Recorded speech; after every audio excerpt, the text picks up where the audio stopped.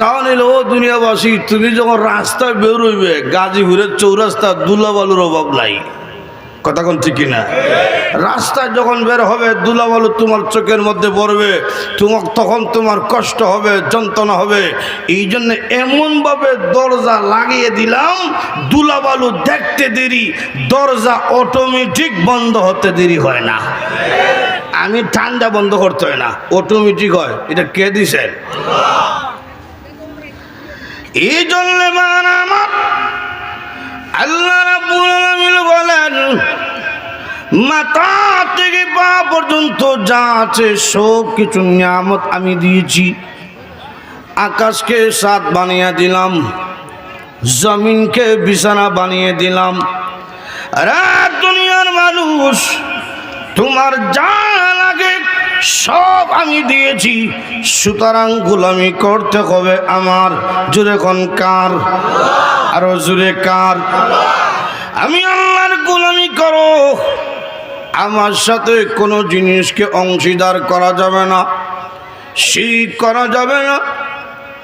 ঈমান মজবুত থাকতে হবে।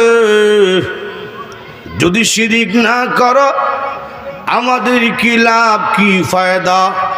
আল্লাহর নবী রাহমাতুল লিল আলামিন একদিন সাহাবায়ে কেরামকে নিয়ে কোথাও যাইতেছেন। সামনে যাওয়ার পরে নবীজি লক্ষ্য করে দেখলেন একজন মহিলা তার দুধের বাচ্চাকে কোলে নিয়ে আগুনের চুলার মধ্যে কি যেন রান্না করে। চুলার আগুন দাও দাও করে যখন উপরে ওঠে, সন্তানকে মা পিছনে নিয়ে যায়। আবার যখন আগুন নিচে যায়, সন্তানকে আবার সামনে আনে। এই দৃশ্য দেখে নবীজি ডাকদা বললেন, সাহাবীরা রে, তাকিয়া দেখো একটা মা তার সন্তানের প্রতি কি পরিমাণ দরদ, কি পরিমাণ ভালোবাসা, আদর, স্নেহ, মমতা।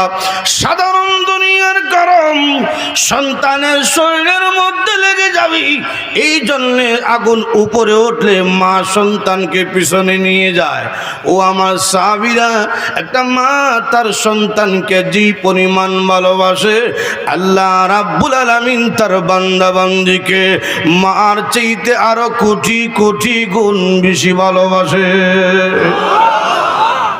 মহিলা কথাটা শুনেছি, মহিলা নবীজি দরবারে গেল, গিয়া আল্লাহর নবী রাহমাতুল লিল আলামিনকে প্রশ্ন করলো, আল্লাহর নবী গো, আপনারা যে বললেন মার চাইতে আল্লাহর দয়া মায়া কোটি কোটি গুণ বেশি, আমি জানতে চাই দুনিয়ার জমিনে এমন কোন মা কি আছে গো যে মা হইয়া তার সন্তানকে আগুনের চুলার মধ্যে জ্বালাতে পারে? নবীজি বললেন, না গো, মা কোনোদিন পারে না গো তার সন্তানকে নিজের হাতে আগুনের চুলায় জ্বালাইতে। ও নবী, মা যদি পারে না তার সন্তানকে আগুনে জ্বালাইতে, আল্লাহ রাব্বুল আলামিন এত দয়ালু হইয়া, রহমানুর রহিম হইয়া তার বান্দা বান্দিকে জাহান্নামের চুলায় কেমনে জ্বালাবে? এই প্রশ্নের জবাব আপনি দিন। নবীজি আকাশের দিকে তাকাইয়া চোখের পানি ছেড়ে ছেড়ে কান্দেন, ও খোদা, এর জবাব তো আমার কাছে নাই, এই জবাব তুমি দিতে হয়। মা পারে না সন্তানকে আগুনে জ্বালাইতে, যেহেতু সন্তানের প্রতি মার দয়া মায়া বেশি। তুমি যদি মার চাইতে কোটি কোটি গুণ বেশি দয়ালু হও, তুমি কেমনে জ্বালাইবে? তোমার বান্দা বান্দির কেমনে জ্বালাইবা? এই জবাব তুমি দাও। এমনি আল্লাহ বলেন, জিবরাইল, এই আমার নবীর কাছে তুমি দৌড় দিয়ে যাও, গিয়ে বলো প্রশ্ন যত কঠিন উত্তর এত কঠিন নয়। আমার নবীর কাছে গিয়ে বলো, মহিলা যে প্রশ্ন করেছে জবাবটা দিয়ে দাও। ও জিবরাইল, আমার নবীকে বলো, জি বান্দা বান্দি আমি আল্লাহর পাওনা আদায় করবে, শিরিক করবে না, এমন গোলাম বান্দা বান্দিরে আমি আল্লাহ কোনোদিন জাহান্নামের চুলায় দিতাম না। যারা বলবে লা ইলাহা ইল্লাল্লাহ মুহাম্মাদুর রাসূলুল্লাহ জাহান্নাম দিতাম না। সুবহানাল্লাহ জুড়ে বল। যারা ঈমান আনবো তারা তো আমার বান্দা, আমার বান্দারে কোন জাহান্নাম দিব। শিরিক করা যাবে না। আমরা সমাজে কিছু আছে দুর্বল ইমানদার আছে না, এ কিন্তু ইমানদার লা ইলাহা ইল্লাল্লাহ মুহাম্মাদুর রাসূলুল্লাহ কালেমা পড়ছে কিন্তু নামাজ নাই, আসেনি এরকম। সারা সপ্তাহ মসজিদে ঢুকে না, খালি জুম্মা, এরকম নাই। এক ইমাম সাহেব তো বিপদে পড়ছিল, বেনমাজি ওয়াজ কইরা এলাকায় ওয়াজ হইতেছে তো বেড়া পাইছে মাইকল লাগাল দিছে, মাথা গরম বয়ান। এই বেনমাজিরা উন্নত মসজিদ বানিয়ে কি হবে, নামাজের সময় নামাজে না আসো, সব বেনমাজিরা জাহান্নামে। যখন সব টিরে দরায় দিছে জাহান্নামের টিকিট, একটা দাঁড়াইছে, দাঁড়ায় ইমাম সাহেব আপনি আপনার গ্রামে 10 বছর দুইটা ভাত খাইতেছেন, আপনার মহল্লার, আমাদের মহল্লার ভাত খাইয়া আপনি আমাদেরকে জাহান্নামে দেবেন। ইমাম সাহেব বাপুরে বাপ যেমনি দাঁড়াইছে সাহারি খাই দিব। তো ইমাম সাহেব কৌশল করছে, কৌশল কইটা কইল, এই বেটা তোমার তো দেখছি মাঝে মধ্যে জুমা করো। জি হুজুর আমি এত খারাপ না, আমি মাঝে মধ্যে জুমা করি। তো আমি কইছি বেনমাজি তুমি দেখা যায় জুমার নামাজি বসো তুমি না। তার মাথা ঠান্ডা হয়েছে, হে বলছে। আর একটা পিছন থেকে দাঁড়াক আমি জুম্মার নামাজ পড়ি না, কিন্তু জাহান্নামে কেন কইবেন? ইমাম সাহেব কয় বেটা তুই কি তা ঈদের নামাজও ফরস না? ও জি হুজুর বছর 2টা লাগাল হয়, এটা না করি কেমনে? আমি ঈদের নামাজ পড়ি। তো আমি কইছি বেনমাজি তুই দেখা যায় ঈদের নামাজি বহ তুই না। তার মাথা ঠান্ডা হয়েছে, হে বইছে। আর একটা দাঁড়াক আমি জুম্মার নামাজও পড়ি না, ঈদের নামাজও পড়ি না, কিন্তু জাহান্নামে কেন কইবেন? ইমাম সাহেব কয় বেটা তোর বাপ যে গত বছর মারা গেছিল তার জানাজা পড়ছিলি নি? ও জি হুজুর বাবা জানাজা পড়ছি। তাহলে দেখা যায় তুই জানাজার নামাজি। আমি কইছি বেনমাজি তুই দেখা যায় জানাজার নামাজি বহ তুই না। এই হলো আমরা আমলের অবস্থা, কথা কোন ঠিক কিনা? এটি হলো দুর্বল ইমানদার। এটা কি ইমানদার? দুর্বল। 2 নম্বর হইল তার সিরত সুরত দেখলে চিনবেন না এটা মুসলমান না ও মুসলমান, এরকম আছে না নাই? জিজ্ঞেস করলেন তোর নাম কি? কয় রতন। তো ভাই আসেনি? জি। নাম কি দা? কয় সফল। তো বোন আসেনি? কয় জি। নাম কি? কয় প্রিয়াঙ্কা। রতন, সফল, প্রিয়াঙ্কা, এই নাম শুনে কি আপনি বুঝতে পারছেন হ্যাঁ যে মুসলমান? তাকাইলেন পোশাকের দিকে, এখন দেখা যায় এমন পোশাক পরছে আঁটুর নিচে সিরা। 2-3 বছর আগে যখন দেখছিলাম সিরা তো ভাবছি মনে কুত্তা কামড় দিছে। হরে শুনি না এটা নাকি ফ্যাশন। তো এখন যদি সিরা হইরা কয় ফ্যাশন, কোন দিন তো ফ্যান্টোর চেইন করলা কইব ফ্যাশন। তা আগে তো ছিল আঁটুর নিচে সিরা, এখন দেখছি আঁটুর উপরে সিরা, অর্থাৎ হেড অফিসের কাছাকাছি গেছে গা। কথা এই অবস্থা কেন? এটা দুর্বল ইমানদার। এটা কি? দুর্বল। কিন্তু ফরসে লা ইলাহা ইল্লাল্লাহ মুহাম্মাদুর রাসূলুল্লাহ। আবার তার সামনে আলিম উলামার বিরুদ্ধে কথা কইলে সহ্য করে না, কোরআনের বিরুদ্ধে কথা বললে সহ্য করে না, আল্লাহ এবং তার রসুলের বিরুদ্ধে কথা কইলে সহ্য করে না, কিন্তু নামাজ পড়ে না। সহ্য করে না কেন? আল্লাহর বিরুদ্ধে কথা কইল বরদাস্ত করতে পারে না, তার বিরুদ্ধে অ্যাকশন নেয় কেন? ভিতরে ঈমান আছে। এই যে দুর্বল ইমানদার, এই রকম ইমানদার যদিও হয় আল্লাহ পাক তাকে মাফ করে দিবেন।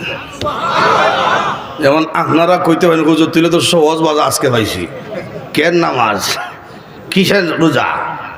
একবারে সহজ, আমরা তো সব কালেমাওয়ালা, দরকার নাই আর নামাজ রোজার। এটা কইলই তো না। আল্লাহ কুরআনের আয়াতে বলছেন শিরিক ছাড়া যদি কোনো উঠতে পারো আমি আল্লাহ ইচ্ছা করলে মাফ দিব, লিমাইয়াশা, যাকে ইচ্ছা তাকে। আমি যে নামাজ পড়তাম না, আমার রোজা আল্লাহ ইচ্ছা হইব, কোনো গ্যারেন্টি আছে? আর জোরে কোন আল্লাহ বলেন তুমি যদি ইমানদার হও, শিরিক না করো, গুনাহগার হও, শিরিক না করো, হাসরের মাঠে ইচ্ছা করলে মাফ দিয়া জান্নাতের টিকিট দান করে দেব। অনেক ব্যক্তিকে আল্লাহ পাক দুর্বল ইমানদার জাহান্নামে ফেরেশতা হাতে পায়ে রশিদা বাঁধা লিছে, বলবেন জাহান্নামে নিক্ষেপ করো। নিক্ষেপ করা আদেশ করা মাত্র সঙ্গে সঙ্গে পুইরা গেছে জাহান্নামে। আল্লাহ বলবেন উঠেই আনো, উঠেই আনো। যেই মাত্র এই ব্যক্তিকে জাহান্নামের আগুন থেকে উঠে আনা হবে, আল্লাহ রাব্বুল আলামিন বলবেন বান্দারে আদেশ করা মাত্র জাহান্নামে পড়ে গেলে কারণ কি? দেরি করলে না। সেই ব্যক্তি বলবে প্রভু আমি জানি জাহান্নামে যাওয়ার জন্য আমাকে আদেশ করা হয়েছে, যদিও জাহান্নামে যাওয়ার আদেশ কিন্তু এটা তো তোমার বিধান। হ্যাঁ প্রভু, দুনিয়ার জমিনে বিভিন্ন বিধান দিয়েছিলেন কিন্তু নফসের দোকায় বিধান পালন করতে পারি নাই। আজকে যদিও জাহান্নামে যাওয়ার আদেশ দিয়েছো, আমি সঙ্গে সঙ্গে আদেশটা মানলাম, গ্রহণ করলাম। এই জন্যে দুনিয়ার জমিনে আলেম উলামার জবান দিয়া শুনছিলাম তোমার নাম রহমান, তোমার নাম রহিম, তোমার দয়া মায়ার শেষ নাই। প্রভু আজকে কিয়ামতের কঠিন ময়দানে যদি তোমার একটা বিধান আমি মানতে পারি, একটা আদেশ যদি বলার সঙ্গে সঙ্গে মানতে পারি, তোমার দয়া লাগতে পারে, মায়া লাগতে পারে। এই জন্য আমি জাহান্নামের মধ্যে পড়ে গেছি। এমনি আল্লাহ বলবেন বান্দা রে ঠিকই তুই বলছো, আমার নাম রহমান, আমার নাম রহিম। রে আল্লাহ তোর কথা শুনে আমার কুদরতি রহমতি কলিজার মধ্যে জুস মারছে। যারে বান্দা যা তোর জিন্দেগির গুনাহকে মাফ করে আমি আল্লাহ তোকে জান্নাতের টিকিট দান কইরা দিলাম। এইরকম অনেক আল্লাহ মাফ দিব। আল্লাহ আর ব্যক্তিকে ফেরেশতা ধরছে, রশ্মিতে বাঁধছে। এটা আমরা দেশ রশ্মি না, আগুনের রশ্মি। আল্লাহ আকবার জোরে কর। ঠান্না টাইনা নিতেছে, আর এই আসামিটা ফিরে খালি তাকায়, পিছনে খালি ফিরে তাকায়। আল্লাহ কয় ফেরেশতা আমার কাছে নিয়ে আয়। এই তোর ফেরেশতা সামনে টানে, পিছনে তাকাস কেন? আল্লাহ আমি তো আসামি, আমার পুরা চেহারার মধ্যে পেরেশানির ভাব, দুঃখের চাপ। এই চাপ যদি পেরেশানির চেহারা আমার মা দেখে সহ্য করতে পারবে না। তুমি না মার চাইতে কুচি কুচি গুণ বেশি দয়ালু। সুবহানাল্লাহ জোরে বল। আমি বারবার পিছনের দিকে তাকাই, আমার চেহারার দিকে তাকাইলে তোমার মায়া লাগতে পারে, দয়া লাগতে পারে। আল্লাহ ঠিকই তোর কথাটা শুনে মায়া লাগিয়া গেছে, যা মাফ করে দিলাম। একটু জোরে কও। এই যে আজকে যে বৈশা ওয়াজ শুনতেছেন, দুনিয়ার কোনো লাভে বইছেন না, ঠিক না? কোরআনের মহব্বতে বসেছেন। এই যে বসেছেন, এই বসাটাও জাহান্নাম থেকে মুক্তির কারণ হতে পারে। একটা হাদিস আছে, হাসির হাদিস। দুর্বল ইমানদার জাহান্নামে অনেক দিন জ্বলবে। জ্বলতে জ্বলতে জ্বলতে জ্বলতে একদিন কান্না শুরু করছে, প্রভু দুনিয়ার জমিনে শুনেছিলাম তোমার নাম রহমান, তোমার নাম রহিম, তোমার নাকি দয়া মায়ার শেষ নাই। আল্লাহ আর কতকাল আমি জাহান্নামে জ্বলব? হ্যাঁ প্রভু, আমি যদিও দুর্বল ইমানদার, আমার সাথে আর দুর্বল ইমানদার কেউ নাই। তারা সব আস্তে আস্তে মুক্তি পাইয়া জান্নাতের মধ্যে চলে গেছে। প্রভু গো, এখন যারা জাহান্নামে আছে সব হলো কাফের মুনাফিক। এদের সাথে জ্বলতে আমার লজ্জা লাগে। হ্যাঁ প্রভু, আমাকে দয়া করে জাহান্নামের আগুন থেকে উঠিয়া জাহান্নামের বাহিরে গেইটে ফেলে রাখিয়া দাও। আল্লাহ বলবেন বান্দারে আর কিছু লাগবে নি? বল না গো প্রভু, আমার আর কিছু লাগবে না। আল্লাহ রাব্বুল আলামিন বলবেন বান্দারে তোমার দরখাস্ত আমি আল্লাহ কবুল কইরা নিলাম। এই ফেরেশতা আমার বান্দাকে দইরা উঠাও, বাহিরে না রাখো। কিছুদিন থাকছে, সামনে তাকিয়ে দেখে বিশাল বড় একটা বৃক্ষ দেখা যায়। ডাক দেখো, আল্লাহ বলছিলাম চাইতাম না, এর হরো চাইতাছি, তুমি তো মার চাইতে কুচি কুচি গুণ বেশি দয়ালু। সুবহানাল্লাহ জুড়ে বল। আল্লাহ জান্নাত চাইমু, এই মজবুত ইমান আমার নাই, জান্নাত চাইতাম না, এই যে একটা বৃক্ষ দেখা যায়, বৃক্ষের ছায়ার নিচে রাখা দাও না মারে, আল্লাহ কয় আর কিছু লাগবো নি? না, লাগতো না। এই ফেরেশতা আমার বান্দারে গাছের ছায়ার নিচে নিয়ে আসো। সুবহানাল্লাহ জুড়ে কর। কিছুদিন ছায়ার নিচে থাকছে, জান্নাতের গেটের দিকে তার নজর পড়ছে। আল্লাহ, জান্নাত লাগতো না, জান্নাতের গেটের সামনে আমার ভালো রেখা দাও। আল্লাহ আর কিছু লাগবো নি? না, লাগতো না। আল্লাহর ইচ্ছে হইল তারে জান্নাত দিলেই তো, আর তার মনে মনে ধারণা চাইলে দিত না, তো আমি চাইতাম না, আস্তে আস্তে আগাইতে থাকি। সুবহানাল্লাহ জুড়ে গল। গেছে গা জান্নাতের গেটের সামনে। রাসূল বলেন জান্নাতের বাহির থেকে ভিতর দেখা যায়। সুবহানাল্লাহ জুড়ে গল। জান্নাতের ভিতর দেখা যায় ইমানদাররা বড় বড় রান খাইতেছে, বড় বড় রুশ খাইতেছে। এগুলো দৃশ্য দেখে কার সহ্য করতে পারে? আল্লাহ এত সুন্দর বাড়ি বানায় রাখছো, মজবুত ইমান তো আমার নাই, থাকতাম না। ঢুকিয়া দেখা মাত্রই বেরোয়া যাইব। আল্লাহ কয় বারবার তুই চাইতে না, এর বড় চাস, এখন যদি ঢুকার পরে খোঁজ বেরিতাম না, না আমি ওয়াদা খেলা করতাম না। আর মনে মনে হয় খালি ঢুকে যাই, চিনবেন না আদমর সন্তান কারে কয়। আল্লাহ ডাক দেখো গেট খুলো, আমার বান্দা জান্নাতের মধ্যে প্রবেশ করবে। আরো জোরে কোন ঢুকছে জান্নাতে। ঢুকার পরে কয়েল জ্বলে নাকি? কয়েল জ্বলে? কয়েল জ্বললে বন্ধ করে দাও, এই ফুলা বন্ধ করে দাও। আপনি বসেন, আপনি লক্ষ্য করে দেখেন। নবীজি বলেন জান্নাতের মধ্যে ঢুকছে, ঢুকার পরে দূরতি আছে সামনে দিয়া, দূরতি আছে, ভীষণ ভিড়ও তাকায় না। আল্লাহ ডাক দেখো কিরে আদমের সন্তান, কষলে কি খরতাসত কি? তুই না বলছিলে থাকবে না? বের হ, বের হ। এমন আল্লাহ আমি যদিও দুর্বল, আমি তো ঢুকে গেছি জান্নাতে। তুমি না ওয়াদা করছো জান্নাতীদের সাথে হুম ফিহা খালিদুন, জান্নাতীদের সিফত হইল, বৈশিষ্ট্য হইল ঢুকলে বেরোয়া নাই। সুবহানাল্লাহ। আমি দুর্বল হইতে পারি, আমি ঢুকে গেছি তো। এখন যে পিছনে ডাক্কা তোমার যে ওয়াদার লঙ্ঘন হইতাছে খেয়াল আসেনি? আল্লাহ যুক্তিবাদী বুদ্ধি কেন করছে? যা যা দিলাম জান্নাত। রাসূল বলেন এই ব্যক্তিকে মহান আল্লাহ 10টা পৃথিবীর সমান একটা জান্নাতের বাড়ি দান করবেন। আল্লাহর ভাও নইল শিরিক করা যাবে, আর যেরকম শিরিক করা যাবে না। মানুষের পাওনা কি আল্লাহর কাছে? মুমিনের কি পাওনা? সংক্ষিপ্তভাবে দেয়া দেই, আল্লাহর কাছে মুমিনের কি পাওনা? আল্লাহ অন্য আয়াতে বলছেন ইন্নাল্লাযীনা আমানু ওয়া আমিলুস সালিহাত লাহুম জান্নাতুন নাঈম।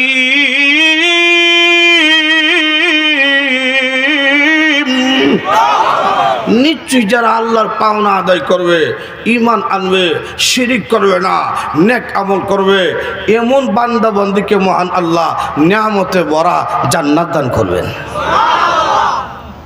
ছোট যে জান্নাত 10টা পৃথিবীর সমান। সুবহানাল্লাহ জুড়ে হোক। ছোটটা আল্লাহ নবী রাহমাতুল লিল আলামিন বলেন ছোট বাড়ি যে ব্যক্তিকে আল্লাহ দিব, সেই ব্যক্তিকে বুক বিলাস করার জন্য, আরাম আয়েশ করার জন্য, আনন্দ করার জন্য মহান আল্লাহ নিম্নেও 71 জন স্ত্রী দান করবে। এত স্ত্রী কেন হুজুর? প্রত্যেক পুরুষের চাহিদা বেশি বউ তাহলে পালা। মাসে মাসে বিয়া করতাম পারি না, বছর বছর করতে পারতাম, তুই তো ভালো আছি, কিন্তু এটা সম্ভব না। ইসলাম বলছে সামর্থ্য যদি থাকে, ইনসাফ যদি করতে পারো, তাহলে সামর্থ্য তাহলে হইতো না, ইনসাফও করতে হইব। ইনসাফ সামর্থ্য থাকে আর ইনসাফ যদি করতে পারো, 60টা বউ একসাথে রাখতে পারবা, কোনো সমস্যা নাই। কিন্তু আমরা সমাজের অবস্থা খারাপ। কোনো হুজুরও যদি 2 নম্বর বিয়া করে, তখন মানুষেরা সমালোচনা করে, হুজুর ইয়া খামটা করলো কিতা কথা। আল্লাহ বলেন এটা আমি বুঝি। এই জন্য বউ দেওয়া হবে নিম্ন 71 জন স্ত্রী দেওয়া হবে। এদের কোয়ালিটি কেমন হবে? আল্লাহ রাব্বুল আলামিন নিজে বলছেন আজওয়াজুম মুতাহহারা ওয়া হুম ফিহা খালিদুন। দুনিয়ার মানুষেরা এমন স্ত্রী দেওয়া হবে যাদের পেটের কোনো নাপাকি পায়খানা নাই, নাপাকি পেশাব নাই, নাপাকি রক্ত নাই, মুখের মধ্যে কোনো দুর্গন্ধ নাই, নাকের মধ্যে কোনো ময়লা নাই, চোখের মধ্যে কোনো ময়লা নাই, কানের মধ্যে কোনো ময়লা নাই, মুখের মধ্যে দুর্গন্ধ হবে দূরের কথা, একটু তুতু যদি আটলান্টিক মহাসাগরের মধ্যে ছেড়ে দেয় তাহলে সমস্ত পানি মেশকে আম্বরে ন্যায় গারান যুক্ত হয়ে যাবে। সেই স্ত্রীগণ দেখতে কেমন হবে? আল্লাহর নবী রাহমাতুল লিল আলামিন বলেন হুর পরীরা দেখতে কেমন হবে? সারা শরীরের কথা বাদ দাও, একটা আঙ্গুলের বর্ণনা শোনো। নবীজি বলেন আল্লাহ রাব্বুল আলামিন যদি আকাশ ছিদ্র করিয়া একটা হুর পরী একটা আঙ্গুল যদি দুনিয়ার দিকে জ্বলিয়ে দেয় তাহলে সূর্য লাগতো না, চন্দ্র লাগতো না, একটা আঙ্গুলের সৌন্দর্যে গোটা পৃথিবী আলোকিত হয়ে যাবে। সেই হুরফুরির হাসিটা কেমন হাসি? দুনিয়ার জমিনে কোনো বেড়ার বোর দাঁত দুটি উঁচা থাকে তো বউ হাসি দিলে তোর হাসি দরকার নাই, তোর বিজলি দরকার। আল্লাহ জান্নাতের রমণী হাসিটা কেমন হবে শুনিয়া লও। আল্লাহ রাব্বুল আলামিন একদিন জিবরাইলকে বলছেন, রে জিবরাইল, জান্নাত তুমি ভ্রমণ করো, আমি আমার বান্দা বান্দির জন্য কি নিয়ামত রাখছি তুমি দেখে আসো। এমনি জিবরাইল বলেন আমি ঢুকলাম জান্নাতের নিয়ামত দেখার জন্য। নিয়ামত দেখে দেখে আমি যখন বের হব, বের হওয়ার সময় তাকিয়ে দেখি আল্লাহর তৈরি জান্নাত হঠাৎ করে আলোকিত হয়ে গেছে। আমি ভাবলাম মনে হয় এটা আল্লাহ রাব্বুল আলামিনের তাজাল্লি প্রকাশ পেয়েছে। আমি আল্লাহর তাজাল্লি মনে করিয়া সেজদার মধ্যে বইরা গেছি। যেই মাত্র সেজদার মধ্যে পড়লাম এমনি শুনি একটা মহিলার কণ্ঠের আওয়াজ শোনা যায়, রে জিবরাইল, এটা আল্লাহর তাজাল্লি নয়, আমি হুর পরি আপনাকে দেখে মুস্কি হাসি দিয়েছিলাম, আমার দাঁত বেরোইছে, দাঁতের আলোতে জান্নাত আলোকিত হয়ে গেছে। চিন্তা করছি নি কি বউ রাখছে? সুবহানাল্লাহ জোরে বল। দুনিয়াতে স্ত্রী ছিল বুড়ি হয়ে গেছে, দাঁত হয়ে গেছে, চামড়া ঢিলা হয়ে গেছি, এটা কেমন অবস্থা হইব? রসুল বলেন দুনিয়ার স্ত্রীকে মহান আল্লাহ জান্নাতে যখন দান করবে 16 বছরের যুবতী বানাইয়া জান্নাতি হুরদের চাইতে আরো 70 গুণ বেশি সুন্দর বাড়াইয়া আল্লাহ আপনাকে দান করবে। জান্নাত এমন এক জায়গা, বুক বিলাসের শেষ নাই, জান্নাতে নামাজ নাই, জান্নাতে রোজা নাই, ব্যবসা বাণিজ্য কিচ্ছু নাই, শুধু আরাম আয়েশ বুক বিলাস। সুবহানাল্লাহ জোরে কর। খাইবেন কি? দুনিয়াতে কি আছে? কি খাইছেন? দুনিয়া নাস্তা হইল খাটা টুস আর মুড়ি আর লাল চা, আর কিতা আছে? উন্নত গেলে নুডুস বুডুস ফাওরা সারা সেমাই, আর কিতা? কথা ঠিক না? রসুল বলেন জান্নাতের মধ্যে যখন ইমানদার নাস্তা করবে তো তার সামনে 1,70,000 প্রকারের নাস্তার আইটেম থাকবে। কি খাইবেন? আপনি বানাই আনতেইব না, আপনি স্ত্রী নিয়ে বইছেন। দুনিয়ার ফার্কের মতন না, দুনিয়ার ফার্কও গেছে গার্লফ্রেন্ড লইয়া, এখন গিয়া দেখে স্বাস্থ্য একটা চক্কর মারতেছে, তখন প্রেমিকা লইয়া গাছও সিফাত যায়, ওয়ালর সিফাত যায়। কত জান্নাতের মধ্যে কোনো সিফা নাই, সামনাসামনি। সুবহানাল্লাহ জোরে বল। মুত্তাকিনা আলাইহা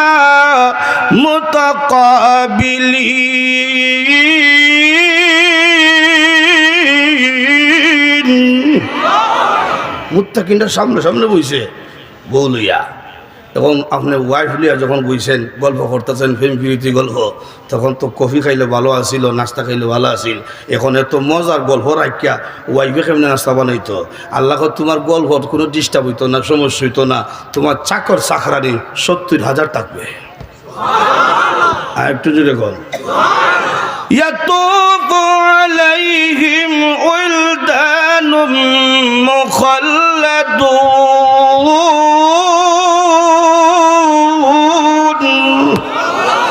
ছোট ছোট বাচ্চাদের মতো খাদিম রাখছি নিম্ন 70,000 লাগলে আরো দেবো চাকর চাকরানি সুবহানাল্লাহ জুড়ে কর আপনার কি কাম আপনি খাইবেন ভোগ বিলাস করবেন আরাম আয়েশ করবেন সুবহানাল্লাহ জুড়ে কর জান্নাতে আরাম আয়েশ ভোগ বিলাসের শেষ নাই যদি আল্লাহর পাওনা আদায় করা যায় কথা কোন ঠিক কিনা লক্ষ্য করে দেখেন জান্নাতে গানও আছে নাচও আছে সুবহানাল্লাহ জুড়ে কর আপনারা কইতে মনে হুজুর গান নাচ দা জান্নাত কিতা করতাম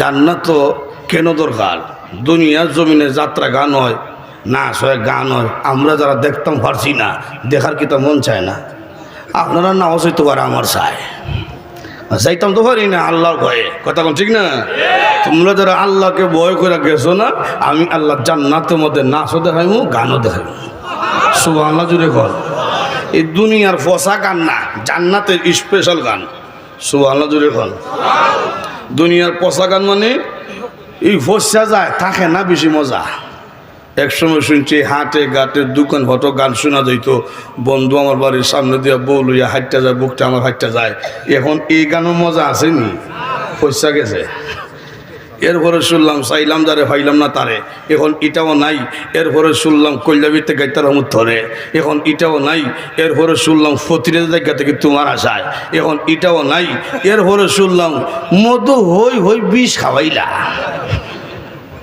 এখন এটাও নাই হুসা গেছে কথা ঠিক না বছর 2 বছর আগে একটা গান আইছিল যেদিকে যায় এদিকে শুনি খাসা বাদাম এখন এটাও নাই হুসা গেছে কথা ঠিক না রাসূল বলেন জান্নাতের হুরহুরিরা যখন গান গাওয়া শুরু করবে হাজার হাজার বছর চলতেই থাকবে সুবহানাল্লাহ জুড়ে কর জান্নাতের গান এটা আমার কথা না রাসূল নিজে বলছেন মিশকাত শরীফ হাদিসে উল্লেখ করেছে রাসূল বলেন নাহনুল খালিদাতু ফালা নাবিদু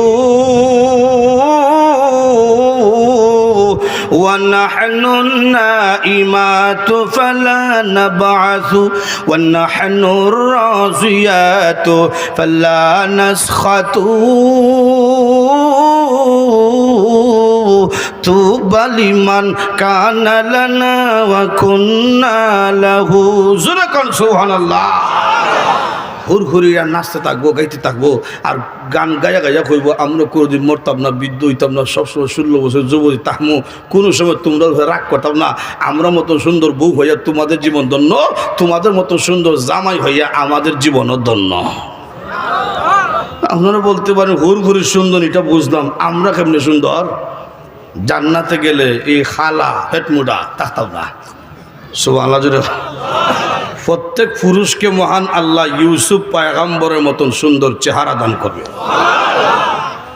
আর বডিটা শরীর 60 হাত অথবা 120 হাত লম্বা সুবহানাল্লাহ জুড়ে বল বুকের যে সিনাটা এটা 7.5 হাত এত বড় কেন হুজুর এই বেড়াটা বাড়ি হয়েছে 10টা পৃথিবী সবার এই 3.5 হাত দিলে চলবো 2 নম্বর হইল জান্নাতে কিচ্ছু ছোটো নাই জান্নাতের একটা বড়ই থাকবো 12 মন ওজনের বড়ই এই 3.5 হাতওয়ালা বেড়া যদি বড়ই গাছ নিচে চক্কর দেয় একটা বড়ই হলে বর্তইয়া দিবে আর 120 হাত লম্বা বেড়ার উপরে কয়েকটা বললো কিচ্ছু তো না কথা কোন ঠিক কিনা তো লক্ষ্য করে দেখেন জান্নাতের সব আছে আরাম আয়াসের শেষ নাই খসির গোস্ত হরিণের গোস্ত উটের গোস্ত এটা দুনিয়ার খসি না এক পিস মুখে দিছেন 70 গুণ মজা আর এক পিস মুখে দিবেন এখন দেখা যায় প্রথম পিসের তুলনায় দ্বিতীয় পিসটা 70 গুণ বেশি মজা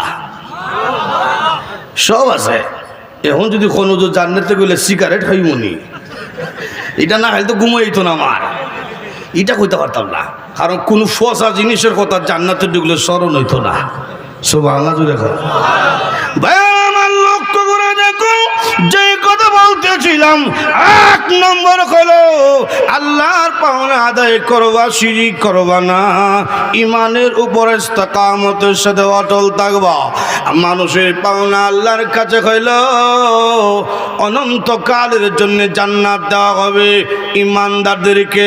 এটা হলো আয়াতের প্রথম অংশ। দ্বিতীয় অংশের মধ্যে চলে যাই। আল্লাহ রাব্বুল আলামিন বলেন ওয়া বিল ওয়ালিদাইনি ইহসানা। দ্বিতীয় অংশে আল্লাহ রাব্বুল আলামিন বলেন দুনিয়ার মানুষেরা রে, ও সন্তানরা, তোমাদের কাছে তোমাদের মা বাবার পাওনা হইল, ও সন্তানরা তোমাদের মা বাবার সাথে সুন্দর ব্যবহার করবা। সুবহানাল্লাহ জোরে কও।